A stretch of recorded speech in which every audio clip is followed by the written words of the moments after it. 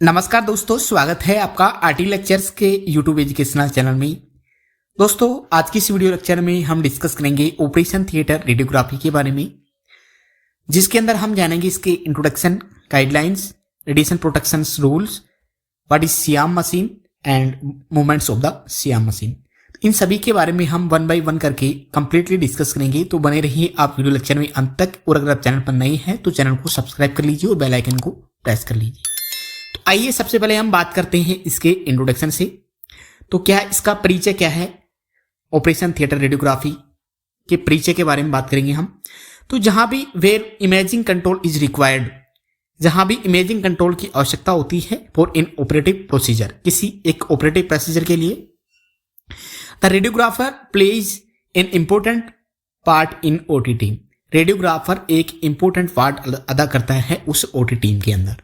मतलब जहां भी हमें इमेजिंग कंट्रोल या इमेजेस की रिक्वायरमेंट होती है किसी भी ऑपरेटिव प्रोसीजर के अंदर, तो वहां पर जो रेडियोग्राफर होता है वो एक इंपॉर्टेंट पार्ट होता है उस ओटी टीम का।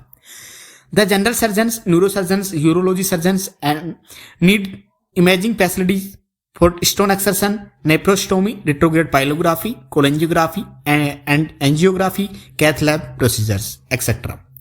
देखिए, जो जनरल सर्जन्स होती हैं, न्यूरो सर्जन है, यूरोलॉजी सर्जन्स है, इन सभी को क्या होती है, इमेजिंग फैसिलिटीज की रिक्वायरमेंट होती है स्टोन को स्टोन निकालने के लिए, यानी पथरी को निकालने के लिए, या फिर नेफ्रोस्टोमी करने के लिए, रेट्रोग्रेड पाइलोग्राफी प्रोसीजर के लिए, या कोलेंजियोग्राफी के लिए, या फिर जो कैथ लैब के प्रोसीजर जैसे कि एंजियोग्राफिक प्रोसीजर्स होते हैं उनके लिए। तो और भी ऐसे प्रोसीजर्स होते हैं जिनके अंदर रिक्वायरमेंट होती है एक रेडियोग्राफिक या फिर इमेजिंग कंट्रोल की, तो वहां भी इसकी आवश्यकता होती है। Orthopaedic surgeons need to use, जैसे कि ऑर्थोपेडिक सर्जन्स है तो उनको यूज होती है सियाम मशीन की, किसको चेक करने के लिए, किसी भी जैसे शोल्डर या हिप जॉइंट के अंदर डिसलोकेशन हो तो उसको चेक किया जा सकता है, या फिर किसी बोन के अंदर माइनर फ्रैक्चर है, उस फ्रैक्चर को देखकर उसके अंदर जो प्रॉपर रिडक्शन है फ्रैक्चर का उसको चेक करने के लिए, उस रिडक्शन को प्रॉपर रिडक्शन करने कम करने के लिए उसके अंदर किसी प्रकार के नेल या फिर वायर को इंसर्ट करना हो उसको, या फिर किसी वायर या नेल को रिमूव करना हो, इंटरनल और जो एक्सटर्नल फिक्सिंग डिवाइसेस होती है, वायर्स होते हैं, उनको रिमूव करना हो, या फिर जो अदर करेक्टिव जो प्रोसीजर्स होते हैं उनको करेक्ट करने के लिए। तो इन सभी में क्या होती है कि जो हमें यहाँ पर सियाम मशीन, फ्लोरोस्कोपी मशीन की यहाँ पर रिक्वायरमेंट होती है, क्योंकि स्पेशली जो ऑर्थो होती है उसके अंदर तो सियाम मशीन की रिक्वायरमेंट हमेशा होती ही होती है। बिना ऑर्थो मशीन के यहाँ पर कोई भी ऑपरेटिव प्रोसीजर ऑर्थो के अंदर परफॉर्म नहीं किया जा सकता है। Nowadays C arm machine, mobile digital image intensified TV system machines are more common use in OT. मैंने वही बात कही है कि जो सियाम मशीन है, डिजिटल जो मोबाइल इंटेंसिफाइड टीवी सिस्टम होता है उसके अंदर, तो वो आजकल क्या है बहुत ज्यादा यूज की जाती है, उसको शॉर्ट हम नाम देते हैं सियाम फ्लोरोस्कोपी मशीन। ठीक है, नेक्स्ट हम बात करें इसके कि रेडियोग्राफी के दौरान ओटी के अंदर क्या क्या गाइडलाइंस होती हैं एक रेडियोग्राफर के लिए। After receiving OT requisition form before entering in OT, the radiographer should remove their uniform and wear sterile gown, disposable gloves, cap and mask, and communicate with OT staff and to check SIAM fluoroscopy machine and its accessory in OT।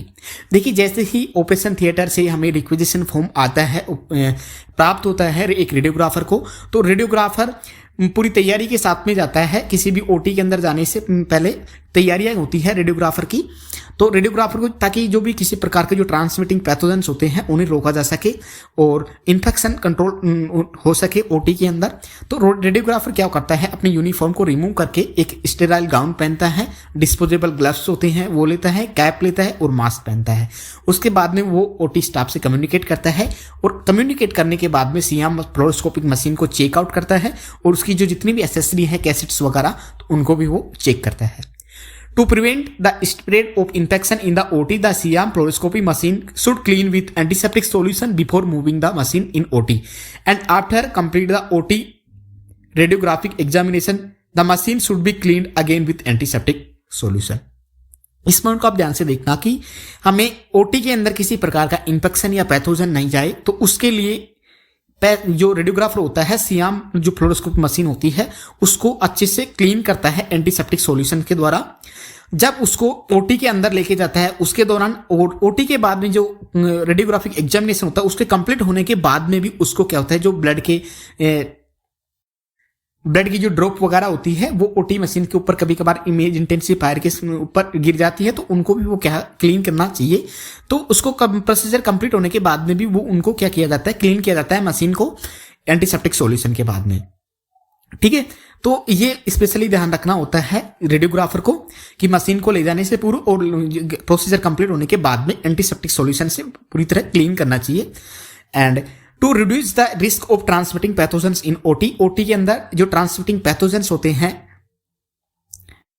Bacteria virus वगैरह, तो उनको कम करने के लिए cassette जो image intensifier tube detector और जो control concern होता है उनको रेडियोग्राफर के द्वारा प्लास्टिक शीट के द्वारा या फिर स्टेराइल टॉवल के द्वारा कवर किया जाता है।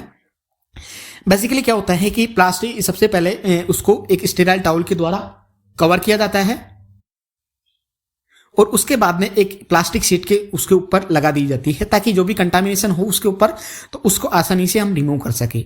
The radiographer should check the C-arm machine working position before the examination, examination से पूर्व रेडियोग्राफर को उस सियाम मशीन की वर्किंग पोजीशन को चेक कर लेना चाहिए। And the C-arm machine is used to capture the real time images to assist the surgeon in positioning the guide wire in orthopaedics procedures, and digital images must be captured in a sequence so that the surgeon can view the images and assess the surgical process। देखिए जो C arm machine होती है उसका use हम उस procedure के दौरान image को कैप्चर करने के लिए और साथ ही जो रियल टाइम इमेजेज होती है उनको लेने के लिए, तो ये सर्जन को रियल टाइम उसी समय इमेज देखने के लिए बहुत असिस्ट करती है ये मशीन। और उस पेशेंट की जो पार्ट है उसकी पोजीशनिंग के लिए जो गाइड वायर हमने इंसर्ट किया है, सर्जन के द्वारा जो गाइड वायर इंसर्ट किया जाता है उसकी पोजीशन को देखने के लिए ऑर्थोपेडिक प्रोसीजर्स के अंदर, और साथ ही साथ उनकी जो इमेजेज होती है उनको कैप्चर करने के लिए भी सीक्वेंस बाय सीक्वेंस सर्जन के द्वारा इनको कैप्चर किया जाता है। तो इस प्रकार से जो सर्जन है उस इमेजेज को कैप्चर लेने के बाद में उनको उनकी सहायता से वो सर्जिकल प्रोसीजर के अंदर वो सहायक होती है उस सर्जन के लिए। उन इमेजेस की सहायता से उस प्रोसीजर को वो आगे कंप्लीट करता है और उसी के दौरान वो जो रियल टाइम इमेजेस होती है उस वायर की पोजीशन को देखने के लिए वहां पर उसका यूज करता है। ठीक है, नेक्स्ट बात करें तो the radiographer should introduce themself to the surgeon and take the necessary guidance for the procedure and should not stand too close to staff members and don't touch any sterile equipments. एक बात और है यहाँ पर कि जो radiographer है OT के अंदर जाने के बाद में जो सर्जन है उसको अपने आप के बारे में बताना होता है, सर्जन को अपना सेल्फ इंट्रोड्यूस करना होता है ताकि जो सर्जन है उसको गाइडेंस दे सके, उसके नाम से नेसेसरी गाइडेंस आवश्यक जो भी गाइडेंस दे सके प्रोसीजर के दौरान कि किस प्रकार से आपको मशीन को ऑपरेट करना है और कौन से पार्ट के ऊपर आपको मशीन को लेके जाना है। और जो इसके दौरान हमें जो रेडियोग्राफर होता है उसको कुछ सावधानियां बरतनी होती है।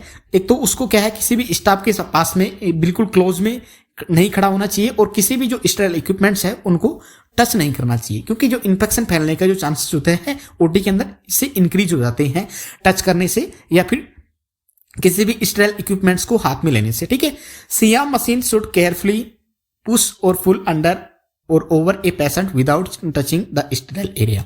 और इसी के दौरान हमें यह भी ध्यान रखना होता है कि जो सियाम मशीन है हम आगे या पीछे ले रहे हैं, पुश और पुल कर रहे हैं, तो उस दौरान जो पेशेंट के ऊपर या नीचे से हम मशीन को डालते हैं तो उस दौरान हमें ये ध्यान रखना चाहिए कि जो मशीन का पार्ट है वो पेशेंट को टच नहीं करे। ठीक है, जो स्टेराइल एरिया होता है पेशेंट का उसको टच नहीं करना चाहिए। The staff must stand at a maximum distance from the X-ray tube. X-ray tube से जो स्टाफ होता है उसको मैक्सिमम डिस्टेंस के ऊपर रहना चाहिए, क्योंकि जो रेडिएशन है मैक्सिमम डिस्टेंस के इनवर्स स्क्वायर लॉ को फॉलो करती है कि जितनी ज्यादा डिस्टेंस होगी उतना ही कम रेडिएशन वहां के स्टाफ को लगेगा। Nowadays manual processings are rarely used so there is no need of dark room. तो आजकल क्या है कि जो मैनुअल प्रोसेसिंग है वो तो आजकल बहुत कंप्लीटली रिप्लेस कर दी गई है डिजिटल प्रोसेसिंग के द्वारा, जो कि आजकल जो सियाम फ्लोरोस्कोपिक मशीन है वो डिजिटल मशीन्स है, मॉडर्न मशीन्स है, तो उनका यूज यहाँ पर करते हैं। पहले क्या होता था कि मैनुअल मशीन्स के द्वारा उसके पहले एक्सरे ली जाती थी, उसके बाद उसकी मैनुअल प्रोसेसिंग की जाती थी और उसके बाद में देखा जाता था। ठीक है, नेक्स्ट है बात करें जो ओटी के अंदर रेडिएशन प्रोटेक्शन की, तो किस प्रकार से हमें प्रोटेक्टेड रहना पड़ता है रेडिएशन से, क्या रूल्स हमें फॉलो करने होते हैं। तो यहाँ पर ये मतलब क्या क्या सावधानियां बरतनी होती है ओटी के अंदर। Various precautions and safety measures are used to reduce the radiation dose to the technologist and other persons in the OT. OT के अंदर टेक्नोलॉजिस्ट और जो अदर पर्सन्स होते हैं उनके अंदर रेडिएशन डोज को कम करने के लिए कुछ जो अलग अलग प्रकार के जो वेरियस जो सावधानियां और जो सेफ्टी मेजरमेंट्स होते हैं वो हमें ध्यान में रखने होते हैं। The exposure should be as well as low as reasonably achievable the basic methods for reducing exposure. यहां पर जो एक्सपोजर है वो जितना हो सके उतना मिनिमम एक्सपोजर देना चाहिए एज लो एज रीजनेबली।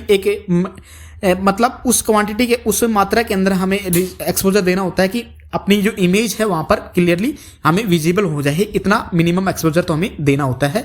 और इसके लिए कुछ बेसिक मेथड्स होते हैं उसको एक्सपोजर को रिड्यूस करने के लिए। एक तो हमें क्या होता है कि मिनिमाइज एक्सपोजर टाइम होता है उसको मिनिमाइज करना चाहिए उसके अंदर, और जो डिस्टेंस होती है एक्सरे ट्यूब से वो अधिकतम रखनी चाहिए, हमें इनवर्स स्क्वायर लॉ को फॉलो करनी चाहिए वो। और हमें जो प्रॉपर शील्डिंग होती है, प्रत्येक स्टाफ होता है, स्टाफ के जो मेंबर होते हैं ओटी के अंदर उनको प्रॉपर शील्डिंग की आवश्यकता होती है, उनको प्रॉपर शील्डिंग यूज करनी चाहिए। The exposure cable must be 2 metre long. और जो एक्सपोजर केबल होती है जहां पर हमें एक्सपोज करना होता है उस केबल से, तो उसका जो बटन है वो लगभग 2 मीटर लेंथ का वहां पर उसकी केबल होनी चाहिए। The staff must stand at a maximum distance from the table X-ray tube से स्टाफ को मैक्सिमम डिस्टेंस के ऊपर खड़े रहना चाहिए। ठीक है, तो ये हमें क्या है रूल्स यहाँ पर फॉलो करने चाहिए। और साथ ही जो रेडियोग्राफर, ओटी स्टाफ और जो सर्जन्स होते हैं should protect themselves with a lead apron, thyroid shield, gonad shield and lead goggles. जो स्टाफ और वहां पर जो रेडियोग्राफर सर्जन्स हैं तो उन सभी को क्या है कि रेडिएशन से प्रोटेक्ट करने के लिए अपने आप को लाइडोप्रिन का यूज करना चाहिए। ये थायराइड शील्ड है थायराइड ग्लैंड को प्रोटेक्ट करने के लिए, गोनेड शील्ड है गोनेड्स को प्रोटेक्ट करने के लिए, और लेड गॉगल्स है आईज को प्रोटेक्ट करने के लिए। तो ये सभी हमें यूज करनी चाहिए ओटी के दौरान। The radiographer should use personal monitoring devices and stand at a right angle to the tube. Radiographer को यह भी ध्यान रखना चाहिए कि उसको अपनी पर्सनल मॉनिटरिंग डिवाइस यूज करनी चाहिए और जो ट्यूब है एक्सरे ट्यूब है उससे लगभग राइट एंगल के ऊपर हमें रहना चाहिए। जिस प्रकार से एक्सरे ट्यूब की पोजीशन है उस हिसाब से हमें राइट एंगल पे उस एक्सरे ट्यूब से रहना चाहिए। ठीक है, द रेडियोग्राफर, क्योंकि राइट एंगल के ऊपर जो रेडिएशन की डायरेक्शन होती है वो बिल्कुल विपरीत हो जाती है, उस डायरेक्शन में रेडिएशन नहीं आ पाती। The radiographer must use high kV, low mAs, shorter exposure time and collimated radiation field size. Radiographer को हाई केवी यूज करना चाहिए, लो एमएएस और शॉर्ट एक्सपोजर टाइम यूज करना चाहिए, और साथ ही साथ जो रेडिएशन का फील्ड है वो कोलिमेटेड होना चाहिए उसी एरिया के ऊपर जहां पर ऑपरेट हो रहा है। ठीक है, the other OT staff should stand outside the radiation field and pregnant women and people under 18 year old.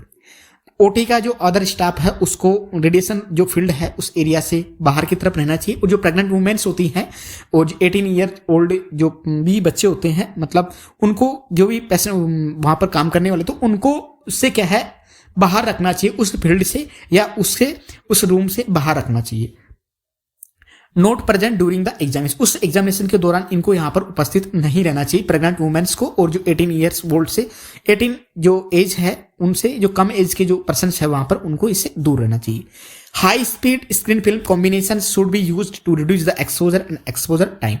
Exposure और एक्सपोजर टाइम को कम करने के लिए हमें यहाँ पर high speed screen film combination use करना चाहिए, high speed screen film combination. ठीक है, इसके बाद में बात करते हैं हम सियाम मशीन की। तो सियाम मशीन आप देख पा रहे हैं इस डायग्राम के अंदर, यहां पर ये एक सी शेप की यहां पर इसकी सेमी सर्कुलर आर्म होती है, और एक साइड पे इसके ऊपर जो एक्सरे ट्यूब होती है और दूसरी साइड के ऊपर इसके ऊपर होती है इमेज इंटेंसिफायर ट्यूब, जो कि इमेज को इंटेंस करने के लिए जो एक्सरे, क्योंकि सियाम मशीन के अंदर इस प्रकार से डेवलप किया गया है इसको कि इसके अंदर जो रेडिएशन निकलती है एक्सरे ट्यूब से वो बहुत कम क्वालिटी की रेडिएशन निकलती है, बहुत उसकी इंटेंसिटी कम होती है, उसका एमएएस कम होता है, तो वो कम एमएएस होता है। तो यहाँ पर जो इमेज इंटेंसिफायर ट्यूब की होती है वो यहाँ पर इसकी जो इंटेंसिटी होती है एक्सरेज की उनको इंक्रीज करके एक प्रॉपर इमेज देती है हमें। तो इसका यूज इसीलिए यहाँ पर किया जाता है एक डिटेक्टर के रूप में इमेज इंटेंसिफायर ट्यूब का, तो वो यहाँ पर प्रॉपर अच्छे से इमेज देती है। और ये इमेज इंटेंसिफायर ट्यूब दूसरे अदर एंड के ऊपर ये फिक्स होती है। ठीक है, एक तरफ तो क्या होती है उसके जस्ट अपोजिट साइड में एक्सरे ट्यूब के एक इमेज इंटेंसिफायर ट्यूब होती है। Dual monitor display show live real time X-ray images, और यहाँ पर क्या होता है ड्यूअल मॉनिटर डिस्प्ले होता है, जैसे कि आप देख सकते हैं टीवी सिस्टम होता है ड्यूअल, तो दोनों के ऊपर जो रियल टाइम एक्सरे इमेजेस होती है वो यहाँ पर हमें दिखती है किसी एक के ऊपर, और जो इमेज लेनी होती है तो दूसरे के अंदर हम यहाँ पर इसको ट्रांसफर कर देते हैं कंट्रोल कंसोल के द्वारा यहाँ पे। ठीक है, image intensifier tube requires low amount of radiation to produce images. Image intensified मैंने बताया अभी कि जो इमेज इंटेंसिफाइड टीवी ट्यूब होती है उसका काम होता है इंटेंस करना रेडिएशन को, और जो सिग्नल्स होते हैं उनको बढ़ा देना ताकि जो इमेज की क्वालिटी है वो बेटर प्राप्त हो हमें। ठीक है। सीएम मशीन के मूवमेंट्स की बात करें तो इसके जो आर्म होती है उसके अंदर बहुत से 4 प्रकार के यहाँ पर बेसिकली मूवमेंट्स होती है। एक होता है इसके अंदर हॉरिजेंटल मूवमेंट। हॉरिजेंटल मूवमेंट यानी कि जो ये आर्म है ये वाली, ये आगे या पीछे दोनों तरफ हॉरिजेंटली मूव कर सकती है। एक यहाँ पर है वर्टिकल मूवमेंट। वर्टिकल मूवमेंट यानी कि ये आर्म है ऊपर या नीचे इसको ले सकते हैं हम यहाँ पर, ताकि हमें किसी प्रकार की जो दिक्कतें हैं उनको सामना नहीं करने पड़े ओटी के अंदर। ठीक है। सेम एक होता है स्विंग मूवमेंट। स्विंग मूवमेंट होता है स्वेल मूवमेंट, उसके अंदर जो आर्म होती है ऊपर इस प्रकार से गोलाकार एक आयत के जो सर्कुलर शेप के अंदर क्या होती है मूव करती है। यहाँ पर इसका आर्म के जो पेस होता है यू यहाँ पर होता है, इसको एक कैच किए होता है, तो उसी के दौरान इसको हम यहाँ पर स्विंग कर सकते हैं एक सर्कुलर मोशन के अंदर। और दूसरा है यहाँ पर रोटेशन। ये आर्म है, इसको हम यहाँ पर रोटेट भी कर सकते हैं। रोटेशन एक सर्कुलर मोशन के अंदर इस प्रकार से भी रोटेशन कर सकते हैं। तो एक दूसरे ये दोनों के दोनों स्विंग एंड जो रोटेशन होते हैं ये दोनों अपोजिट डायरेक्शन वन एक दूसरे से 90 डिग्री के एंगल के ऊपर ये मोशन ये मूवमेंट्स होते हैं। तो ये इस प्रकार से इसके मूवमेंट्स होते हैं। तो इस प्रकार से आज का ये वीडियो लेक्चर यहीं पे कंप्लीट होता है। दोस्तों कैसी लगी आपको वीडियो लेक्चर कमेंट बॉक्स में जरूर बताइए, और साथ ही चैनल को सब्सक्राइब करें और बेल आइकन को प्रेस करें। आज के लिए इतना ही, मिलते हैं नेक्स्ट वीडियो लेक्चर के अंदर। तब तक के लिए bye, thank you so much.